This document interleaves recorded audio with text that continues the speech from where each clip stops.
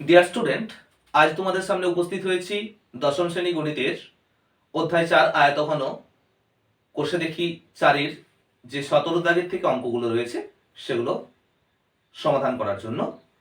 তো এই ভিডিওতে 17 দাগের থেকে যে অঙ্কগুলো সেগুলো সমাধান করার চেষ্টা করছি। অঙ্কগুলোকে বুঝতে হলে অবশ্যই ভিডিওটি স্কিপ না করে শেষ পর্যন্ত দেখার অনুরোধ রইল এবং তোমরা অবশ্যই বইটাকে সঙ্গে রাখবে যাতে প্রশ্নগুলো নিজেরাও পড়তে পারো। তো শুরু করছি। 17 দাগের যে সমস্যাটা আমাদের কাছে তুলে ধরা হয়েছে সেটা হচ্ছে 2.1 মিটার দীর্ঘ, 1.5 মিটার প্রশস্ত একটি আয়তঘনাকার চৌবাচ্চার অর্ধেক জলপূর্ণ আছে। ওই চৌবাচ্চায় আরো 630 লিটার জল ঢাললে জলের গভীরতা কতটুকু বৃদ্ধি পাবে সেটা আমাদেরকে হিসাব করতে হবে। আচ্ছা, তো এইরকম একটা আয়তঘনাকার চৌবাচ্চা রয়েছে যার দৈর্ঘ্যটা হচ্ছে 2.1 আর প্রস্থটা হচ্ছে 1.5। তো এটা তো বোর্ডের ছবিটা আঁকা হচ্ছে, ঠিক আয়তঘনাকার যে চৌবাচ্চা সেটা এখানে আঁকা যাবে না। তো এটুকু ছবির মাধ্যমেই একটু বোঝার চেষ্টা করবে। ধরে নিচ্ছি যে এটা হচ্ছে দৈর্ঘ্যটা 2.1 আর প্রস্থটা হচ্ছে 1.5। এখানে এই চৌবাচ্চার অর্ধেকটা জলপূর্ণ আছে, এতটুকু জলপূর্ণ আমাদের আগের থেকে আছে। এখন ওই চৌবাচ্চায় 630 লিটার জল আমি ঢাললাম। এখন আমাদেরকে বলেছে এই যে 630 লিটার আমরা জল ঢাললাম, এই 630 লিটার জল ঢালার জন্য আয়তন ঠিক গভীরতা ঠিক কতটা বৃদ্ধি পাবে, জলের তলের যে গভীরতা সেটা কতটুকু বৃদ্ধি পাবে। ধরে নিলাম যে 630 লিটার জল ঢালার পর আমাদের গভীরতা এতটা বৃদ্ধি পাবে, ঠিক এতটা ধরে নিলাম যে এক্স বৃদ্ধি পাবে। তো এখন দেখো বিষয়টা হচ্ছে যেই 630 লিটার জলটা আমরা ঢালছি সেটা কতটুকু জায়গার মধ্যে স্থান পাচ্ছে, ঠিক আছে, সেটা আমাদেরকে আগে ভাবতে হবে। আমরা তো আগের থেকেই জানি যে আয়তঘনাকার যে চৌবাচ্চাটা রয়েছে তার দৈর্ঘ্য রয়েছে 2.1, প্রস্থ রয়েছে 1.5। এখন ওই 630 লিটার জলটা ঢালার পরে উচ্চতাটা কত বাড়ছে সেটা আমরা একটু হিসাব করে নেব। ধরে নিচ্ছি যে এক্স পরিমাণ উচ্চতাটা, এককটা যাই হোক না কেন, মিটার ডেসিমিটার যাই হোক না কেন, এক্স মিটার কিংবা এক্স ডেসিমিটার উচ্চতাটা বৃদ্ধি পাচ্ছে। তাহলে ওই এক্স মিটার বা এক্স ডেসিমিটার উচ্চতার সাপেক্ষে ওই যে চৌবাচ্চাটা মাপটা দেওয়া রয়েছে তার আয়তনটা ঠিক কত হলো ওই এক্স ডেসিমিটার উচ্চতার সাপেক্ষে। তার কারণ আমাদের জলতলটা আমরা ধরে নিচ্ছি যে এক্স ডেসিমিটার বা এক্স মিটার বৃদ্ধি পাচ্ছে, তাহলে ওই এক্স উচ্চতার সাপেক্ষে জলতলের গভীরতার সাপেক্ষে আমরা আয়তনটা ঠিক কত পাচ্ছি, সেই আয়তনটা কিন্তু 630 লিটার আসবে। তার কারণ এই উচ্চতাটা কিন্তু ওই 630 লিটার জল ঢালার ফলেই বৃদ্ধি পাচ্ছে। তো অঙ্কটা কিভাবে করা যাবে, তাহলে এখান থেকে আমরা প্রথমত চৌবাচ্চার যে মাপ সেটা একটুকু লিখে নেওয়ার চেষ্টা করছি। অঙ্কটা হচ্ছে 17 দাগের অঙ্ক। তাহলে আয়তঘনাকার চৌবাচ্চার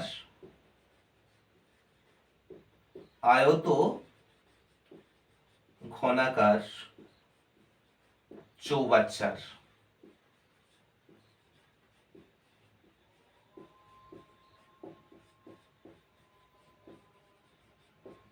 দৈর্ঘ্য সেটা দেওয়া রয়েছে 2.1 মিটার। এখানে আমাদেরকে আরো একটা জিনিস খেয়াল রাখতে হবে। দেখো যে ওই চৌবাচ্চায় বলেছে 630 লিটার জল ঢালা হয়েছে, ঠিক আছে, তাহলে ওখানে যে এককটা পেয়েছি সেটা হচ্ছে লিটার আর এখানে রয়েছে মিটার। আমরা জানি যে লিটার আর ঘন ডেসিমিটারের মধ্যে একটা সম্পর্ক রয়েছে, যত ঘন ডেসিমিটার ঠিক তত লিটার হয়, 1 ঘন ডেসিমিটার সমান 1 লিটার, অর্থাৎ ঘন ডেসিমিটারের সঙ্গে লিটারের সম্পর্ক রয়েছে। তাহলে যেহেতু ঘন ডেসিমিটারের সঙ্গে লিটারের সম্পর্ক রয়েছে তাই আমরা এই এককটা মিটার থেকে ডেসিমিটারে নিয়ে যাব। ডেসিমিটারে নিয়ে গেলে কি হবে, আয়তনটা যখন বার করাবো তখন এককটা ঘন ডেসিমিটার আসবে। যে যার জন্য আমরা এটাকে মিটার থেকে ডেসিমিটার নিয়ে যাচ্ছি। Kilometre, hectometre, decametre, metre, decimetre. Metre থেকে ডেসিমিটারের এক ঘরের পার্থক্য, ডান দিকে এক ঘর দশমিক সরে যাবে। তার মানে আমরা লিখতে পারি 21 ডেসিমি। আচ্ছা, এখন আয়তঘনাকার চৌবাচ্চার প্রস্থ কত? প্রস্থ দিয়ে দিয়েছে 1.5 মিটার। 1.5 মিটার। তার মানে এটাকেও যদি আমরা ডেসিমিটারে নিয়ে আসি তাহলে আসবে 15 ডেসিমিটার। আচ্ছা, এখন আমরা ধরে নেব যে 630 লিটার জল ঢালার ফলে চৌবাচ্চাটাতে জলের গভীরতা x ডেসিমিটার বৃদ্ধি পেয়েছে। তাহলে মনে করি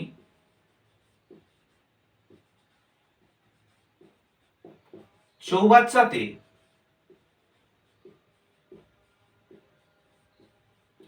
630 লিটার জল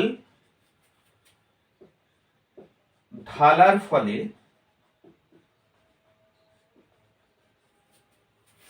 জলের গভীরতা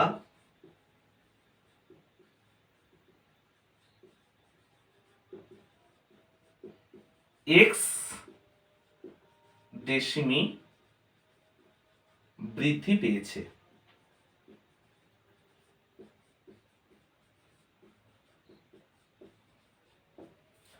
তাহলে যেই x ডেসিমিটার উচ্চতা বৃদ্ধি পেয়েছে সেই উচ্চতার সাপেক্ষে ওই চৌবাচ্চায় আয়তন কত হয় সেটা দেখে নিই। তাহলে অতএব x ডেসিমি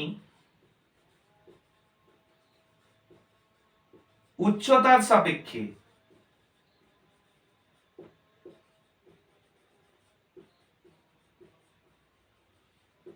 চৌবাচ্চার আয়তন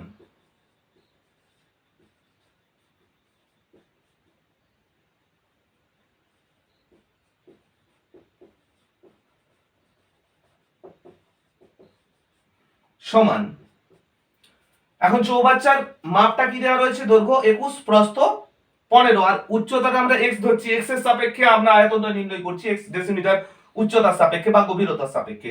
তাহলে দৈর্ঘ্য 21 ইনটু প্রস্থ 15 ইনটু x, যত আসবে তত ঘন ডেসিমি। এত ঘন ডেসিমি, অর্থাৎ x ডেসিমিটার উচ্চতার সাপেক্ষে আমরা আয়তন পেলাম এটা। তো এটা কার আয়তন? এই আয়তনটা কিভাবে পেলাম? ওই 630 লিটার জল চৌবাচ্চাতে ঢালার ফলে পেলাম।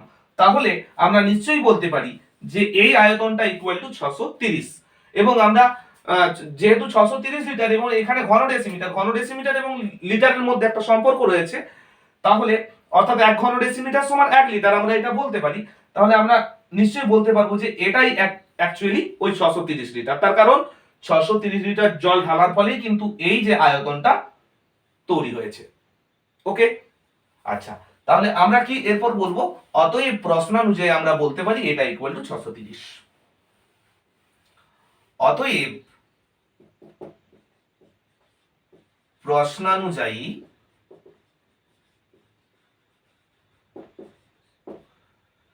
Twenty one into 15 into X equal to 630। আচ্ছা, তাহলে আমি নিচের অংশটা মুছে দিচ্ছি। এখন বা এক্সটাকে যদি শুধুমাত্র বাঁ দিকে রাখি, ডান দিকে এই সংখ্যাগুলোকে নিয়ে চলে গেলে দেখো এই টোটাল রাশিটা কিন্তু এক্স এর সঙ্গে গুণ আকারে ছিল। তাহলে এই টোটাল রাশিটাকে আমি ডান দিকে ভাগ আকারে বসিয়ে দেবো। তাহলে লিখবো 630 বাই 21 ইন্টু 15। আচ্ছা, এখন দেখো 21 3 63 হয়, তাহলে 21 3 63 একটা শূন্য, আবার 15 দুগুণে 30। তাহলে বা x সমান হচ্ছে 2। 2 কি? ডেসিমিটার। তার কারণ এক্সটাকে আমরা ডেসিমিটারে ধরেছিলাম। তাহলে আমরা কি পেয়ে গেলাম? যে ওই চৌবাচ্চায় আরো 630 লিটার জল ঢাললে জলের গভীরতা 2 ডেসিমিটার বৃদ্ধি পাবে। তাহলে অতএব ওই চৌবাচ্চায়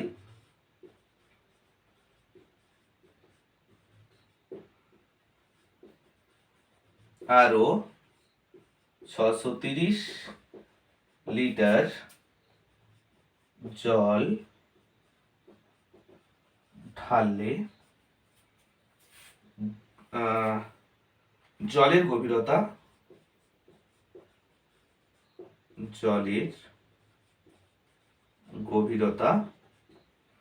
2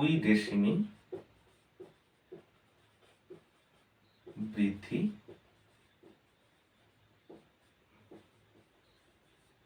পাবে। তো অঙ্কটা সমাধান করা গেল, আশা করা যায় বুঝতে পেরেছো। আর চলে যাব পরের অঙ্কে। তো তার আগে আমি একটা কথা বলবো যে যদি ভিডিওগুলো তোমাদের সত্যি সত্যি ভালো লেগে থাকে বা কিঞ্চিত পরিমাণে উপকৃত হয়ে থাকো, তাহলে অবশ্যই চ্যানেলটিকে নতুন হয়ে থাকলে সাবস্ক্রাইব করবে, কমেন্ট, শেয়ার, লাইক অবশ্যই করবে। আমি এই চ্যানেলের মধ্যে দশম শ্রেণীর যে গণিত রয়েছে সেটা অধ্যায় ভিত্তিক কিন্তু ভিডিও আপলোড করতে থাকবো, অবশ্যই সঙ্গে থাকবে। চলো শুরু করা যাক পরের অঙ্ক। অর্থাৎ যে 18 দাগের সমস্যাটা আমাদেরকে দেওয়া রয়েছে সেই সমস্যাটা একটু ভালো করে আগে পড়ে নিই। সমস্যাটা হচ্ছে গ্রামের আয়তক্ষেত্রাকার মাঠের দৈর্ঘ্য প্রস্থ যথাক্রমে দেওয়া রয়েছে 20 মিটার এবং 15 মিটার। ওই মাঠের ভিতরে 4টি কোণে পিলার বসানোর জন্য 4 মিটার দৈর্ঘ্য বিশিষ্ট 4টি ঘনকাকৃতি গর্ত কেটে অপসারিত মাটি অবশিষ্ট জমির উপর ছড়িয়ে দেওয়া হলো। তাহলে মাঠের তলের উচ্চতা ঠিক কতটা বৃদ্ধি পেল সেটা আমাদেরকে হিসাব করতে হবে। এখন দেখো এই রকম একটা আয়তক্ষেত্রাকার মাঠ, বিশেষত পরিমিতির অঙ্ক যদি বোঝা যায় একটু ভালোভাবে তাহলে কিন্তু অঙ্কগুলো করা খুব সমস্যা বলে মনে হয় না। তাহলে এখানে যে বিষয়টা আছে সেটা ভালোভাবে বুঝতে হবে। হয়তো ভিডিওটা এর জন্য একটু লেন্দি হচ্ছে, কিন্তু অবশ্যই বুঝে নেওয়াটা কিন্তু জরুরি। অঙ্কটা টোটাল করে দিলাম, সেটাতে কিন্তু লাভ তেমন কিছু হবে বলে আমার মনে হয় না। তাহলে যার জন্য অঙ্কটার কনসেপ্টটা কি আছে সেটা আগে তোমাকে বুঝতে হবে। তো চলো শুরু করা যাক। এখানে বলেছে যে গ্রামের আয়তক্ষেত্রাকার মাঠের দৈর্ঘ্য 20 মিটার আর প্রস্থ মিটার। ধরে নিচ্ছি যে দৈর্ঘ্যটা হচ্ছে 20 মিটার আর এদিকে প্রস্থটা হচ্ছে 15 মিটার। এখন বলেছে ওই মাঠের ভিতরে 4টি কোণে পিলার বসানোর জন্য 4 মিটার দৈর্ঘ্য বিশিষ্ট 4টি ঘনকাকৃতি গর্ত কাটা হয়েছে। তাহলে প্রত্যেকটা কোণে 4 মিটার দৈর্ঘ্য বিশিষ্ট ঘনকাকৃতি, ধরো এই রকম 4টি গর্ত কাটা হয়েছে এই রকম। এখন এই গর্তগুলো কাটলে তো মাটি বেরিয়ে আসবে, সেই অপসারিত মাটিটা কি করছে না বাকি যে জমিটা রয়েছে এই কোন মানে এই গর্তগুলো বাদ দিয়ে বাকি যে জমিটা রয়েছে সেই জমিটার মধ্যে বিছিয়ে দেওয়া হবে, মিলে দেওয়া হবে। তাতে করে আমাদেরকে প্রশ্ন করেছে যে এই যে ফাঁকা বাকি যে অংশটা জমিটার সেটা তলটা কতটা বৃদ্ধি পেল সেটা আমাদেরকে হিসাব করতে হবে, অর্থাৎ কতটা পুরু হয়ে গেল এটা আমাদেরকে নির্ণয় করতে হবে। তো এখানে একটা বিষয় বলছি, দেখো যখন এখান থেকে মাটিটা তোলা হয়ে যাচ্ছে, 4টা গর্ত থেকে আমি যখন মাটি তুলে নেবো, সেই মাটিটা বিছাবো কোন জায়গায়? বিছাবো কিন্তু এই গর্তগুলো বাদ দিয়ে বাকি জায়গায়। অর্থাৎ এখানে একটা বিষয় আমাদেরকে মনে রাখতে হবে বা খেয়াল রাখতে হবে যে আমাদেরকে টোটাল জমিটার ক্ষেত্রফল আগে বের করাতে হবে, আর এই 4টা গর্ত বাদে ঠিক কতটা ক্ষেত্রফল হচ্ছে সেটা বের করাতে হবে। বুঝতে পেরেছো? এখন তারপর বিষয়টা কি, এই যে দেখো 4টা যে আমাদের গর্ত কাটা রয়েছে প্রত্যেকটা গর্তই কিন্তু ঘনকাকৃতি, অর্থাৎ দৈর্ঘ্য 4, প্রস্থ 4, আবার গভীরতাটাও কিন্তু 4। তাতে করে প্রত্যেকটা গর্তের আমরা আয়তন নির্ণয় করতে পারবো বাহু কিউব করে দিলেই।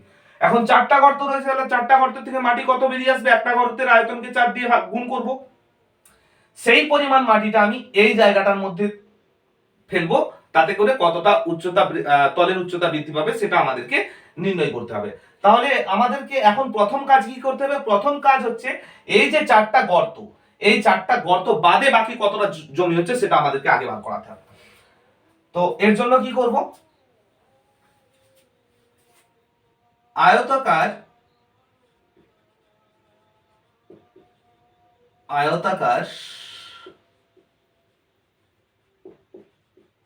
জমির দৈর্ঘ্য ও প্রস্থ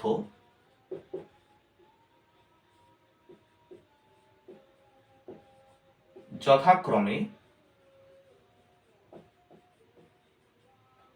20 এবং 15 মিটার। তাহলে অতএব আয়তাকার জমিটির ক্ষেত্রফল কত আসবে? সমান দৈর্ঘ্য ইন্টু প্রস্থ আমরা জানি আয়তক্ষেত্রের ক্ষেত্রফল, তাহলে 20 ইন্টু 15 যেটা আসবে তত বর্গমিটার হয়ে যাবে। 15 দুগুণে 30 মানে 300 বর্গমিটার পেয়ে গেলাম টোটাল জমিটার ক্ষেত্রফল। এখন এই জমিটাতে 4টা গর্ত খোঁড়া হয়েছে, তাহলে কিরকম গর্তগুলোর মাপ কি? 4 মিটার ঘনকাকৃতি, তাই তো? 4 মিটার বাহু বিশিষ্ট ঘনকাকৃতি গর্ত, তাহলে 4 মিটার বাহু বিশিষ্ট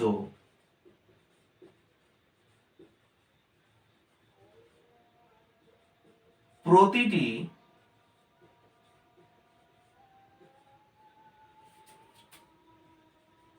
ঘনকাকার গর্তের ক্ষেত্রফল। এখানে কিন্তু কথাটা ভালো করে মাথায় রাখতে হবে, আমি কিন্তু ক্ষেত্রফল বার করাচ্ছি, আয়তনটা বার করাচ্ছি না। তাহলে 4 মিটার বাহু বিশিষ্ট প্রতিটি ঘনকাকার গর্তের ক্ষেত্রফল সেটা কি হবে? সেটা হবে, দেখো 4 মিটার বাহু বিশিষ্ট প্রত্যেকটা গর্তের ক্ষেত্রফল মানে এই জায়গাটা আমি বের করতে চাইছি, তার মানে নিশ্চয়ই একটা বর্গক্ষেত্র হয়ে রয়েছে। তাহলে বর্গক্ষেত্রের ক্ষেত্রফলের সূত্র কি? বাহু স্কয়ার। তাহলে আমি লিখব 4 দ্য স্কয়ার বর্গমিটার। অতএব 4টি গর্তের মোট ক্ষেত্রফল সমান 4 ইন্টু 4 স্কয়ার বর্গমিটার। তাহলে 4 স্কয়ার মানে 16, 16কে আবার 4 দিয়ে গুণ করলে পাচ্ছি 64 বর্গমিটার। তাহলে গর্তগুলোর ক্ষেত্রফল, মোট ক্ষেত্রফল হচ্ছে 64 আর মোট জমিটার ক্ষেত্রফল হচ্ছে 300। তাহলে গর্তগুলো বাদ দিলে বাকি জমিটার ক্ষেত্রফল কত আসবে? 300 মাইনাস 64। তাহলে আমি কি লিখব?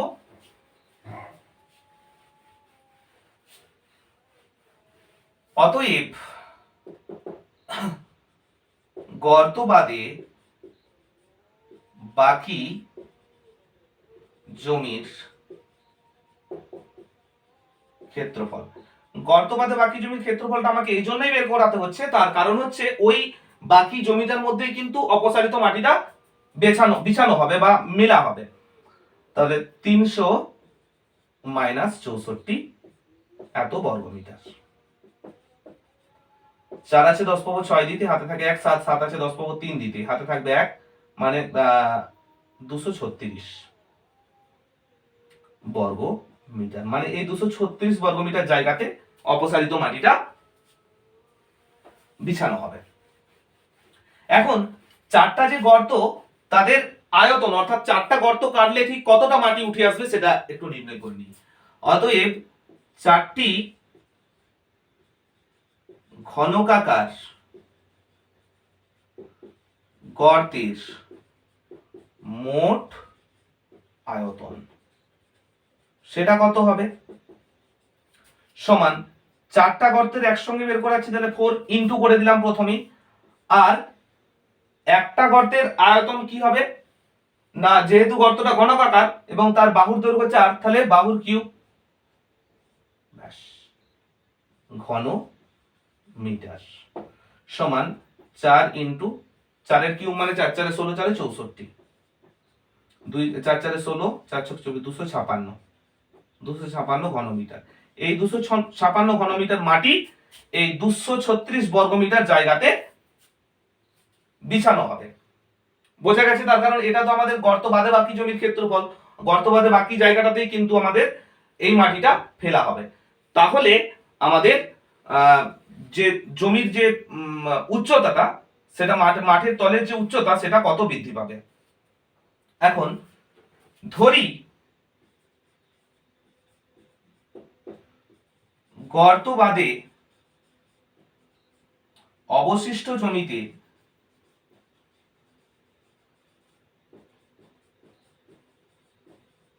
অপসারিত মাটি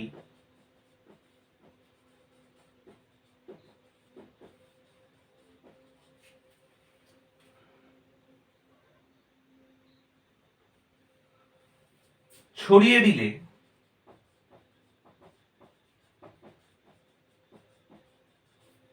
জমির তলের উচ্চতা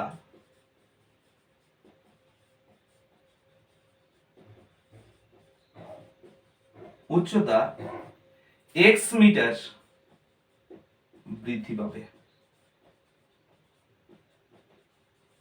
এটা আমরা ধরে নিলাম। এখন দেখো তাহলে ওই বাকি যে জমিটা, বাকি জমির ক্ষেত্রফল হচ্ছে 236, আর মাটিটা ফেলার পর বাকি জমিটার উচ্চতা x মিটার বৃদ্ধি পাবে, এবং সেটা কিসের জন্য বৃদ্ধি পাবে? এই 256 ঘনমিটার মাটি ফেলার জন্য। তাহলে আমরা বলতে পারি, দেখো অ্যাকচুয়ালি আয়তনটা কি? দৈর্ঘ্য ইনটু প্রস্থ ইনটু উচ্চতা। তাহলে এখানে জমির ক্ষেত্রফল মানেই হচ্ছে দৈর্ঘ্য ইনটু প্রস্থ করে দেওয়া রয়েছে, তার সাথে যদি আমি উচ্চতাটা গুণ করি তাহলে কি আসবে? অ্যাকচুয়ালি যে মাটিটা ফেলা হচ্ছে তার আয়তনটা পেয়ে যাচ্ছি, তাই তো? 236 বর্গমিটার জায়গাতে x মিটার উঁচু করে আমি মাটিটা ফেলবো। কোন মাটিটা? এই 256 ঘনমিটার মাটিটা।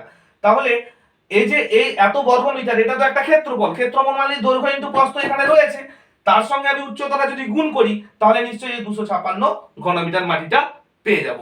আশা করা যায় বোঝাতে পেরেছি। তো আমি এরপর কি করব?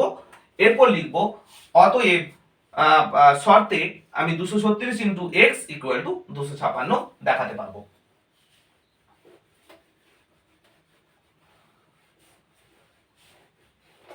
অতএব শর্তে 236 মানে এটা হচ্ছে ভূমির ক্ষেত্রফল ইনটু উচ্চতা। ভূমির ক্ষেত্রফল ইনটু উচ্চতা মানেই আয়তন। সেই আয়তনটা এই আয়তনটা আমরা কিভাবে পেয়েছি? এই জায়গাটাতে এই আয়তনটা কিভাবে পেয়েছি? ওই 256 ঘনমিটার মাটি ফেলার পরে। তাহলে ইকুয়াল টু 256 বা x ইকুয়াল টু 256 বাই 236। আচ্ছা, তাহলে কাটাকাটিটা এখন কিভাবে করা যাবে? 4 5 20, 4 9 36, 4 6 24। আচ্ছা, 4 6 24, 1 গেলে 16, 4 4 16, 4 5 20, 3 গেলে 36 হচ্ছে, 4 9 36।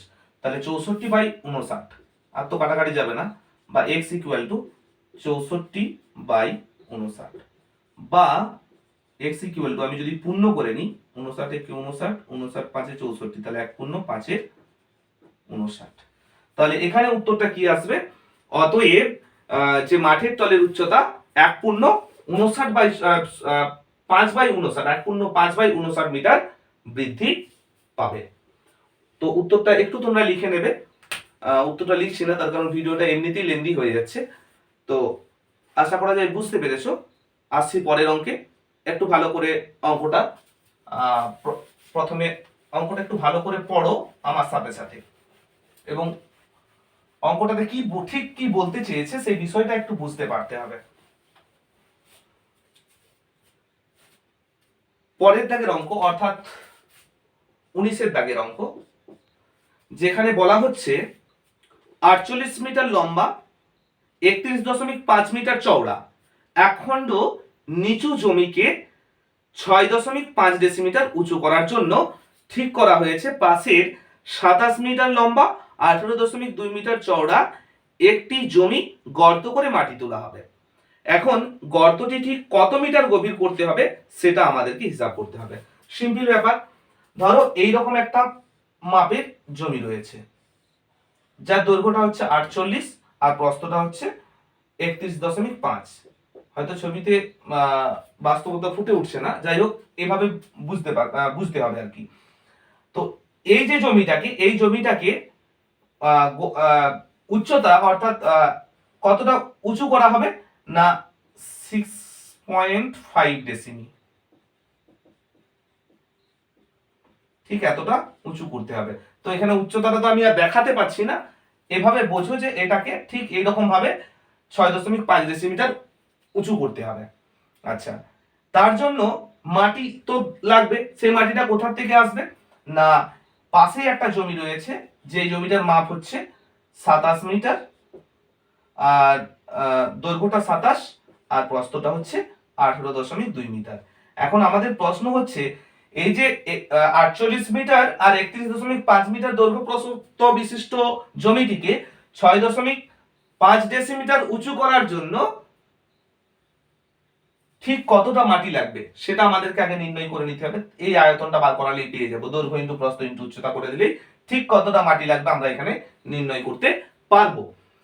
এখন ওই মাটিটা এই জমিটার থেকে আসবে, তার জন্য বলছে যে এই জমিটাকে ঠিক কতটা গভীর করতে হবে। এখন আমরা যদি ধরেও নিই যে x মিটার গভীর করতে হবে, তাহলে এই x মিটার গভীরতার সাপেক্ষে এই জমিটাকে x মিটার গভীর করার সাপেক্ষে এর আয়তন, অর্থাৎ এই জমিটাকে যদি আমি x মিটার গভীর করি তাহলে ঠিক কতটা মাটি উঠে আসবে, তাহলে তার জন্য এরও একটা আয়তন বের করাতে হবে। এখন ঠিক এই পরিমাণ, এখান থেকে যেই পরিমাণ আমার মাটিটা উঠবে সেই পরিমাণ মাটিটা ওখানে যে ফেলতে হবে, তাহলে নিশ্চয়ই এই দুটো মাটির পরিমাণ কিন্তু একই হবে। আশা করা যায় বোঝাতে পেরেছি। চলো অঙ্কটা শুরু করা যাক। তো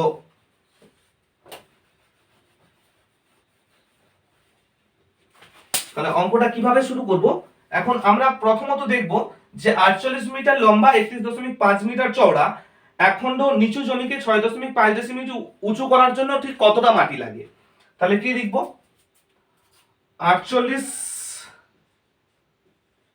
মিটার লম্বা, কমা 31.5 মিটার চওড়া ও জমিকে 6.5 ডেসিমি।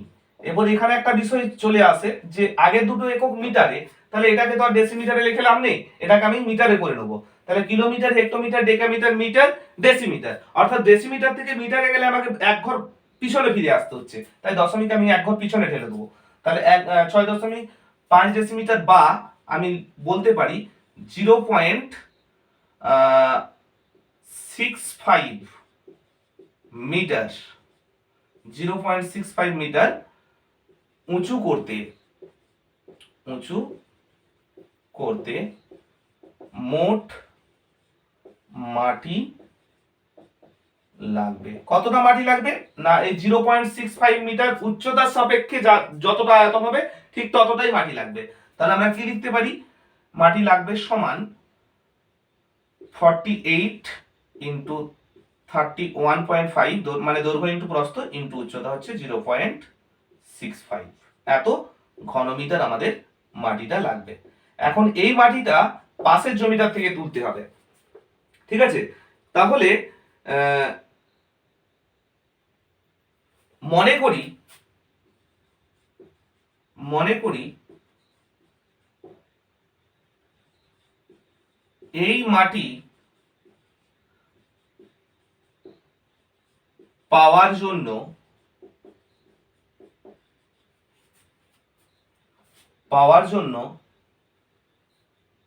27 মিটার লম্বা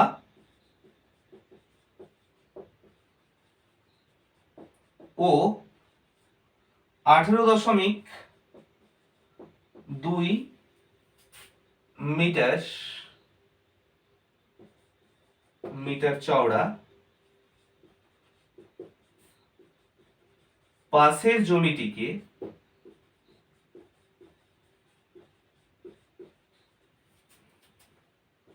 x মিটার গভীর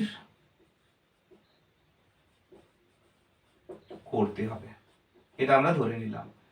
এখন যদি 27 মিটার দীর্ঘ আর 18.2 মিটার প্রশস্ত অর্থাৎ চওড়া বিশিষ্ট কোনো একটা জমিকে x মিটার আমি গভীর করি, তাহলে সেখান থেকে ঠিক কতটা মাটি উঠে আসবে। অতএব x মিটার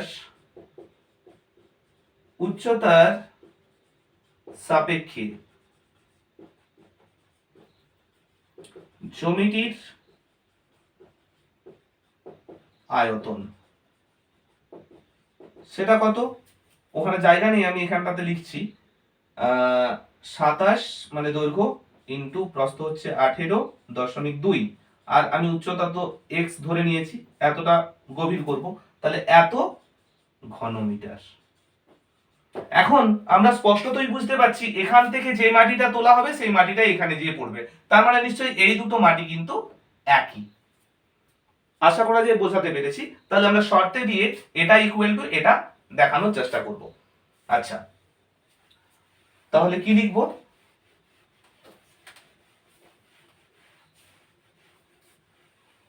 অতএব শর্তে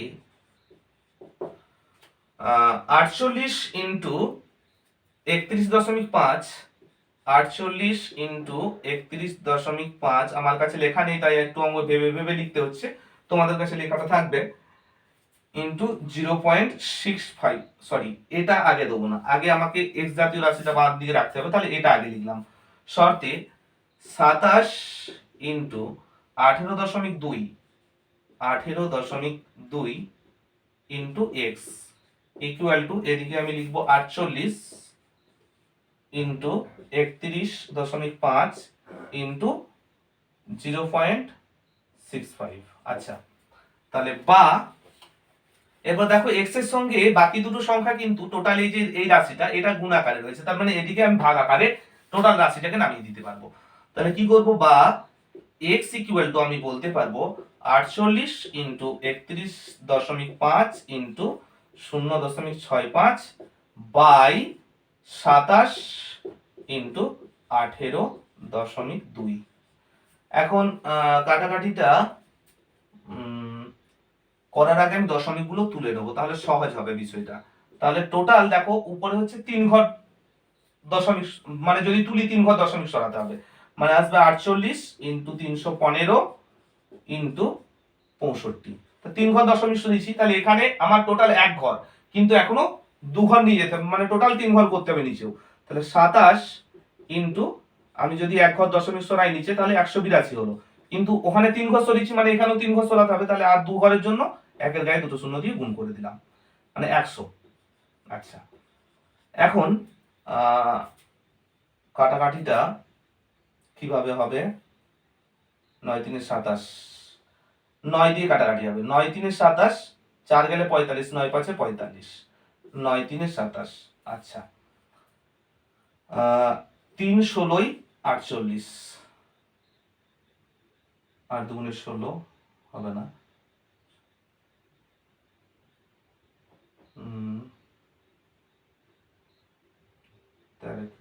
13 দিয়ে যাবে, 13 5 65, 13 1 13, 5 2 52, 13 4 52, 14।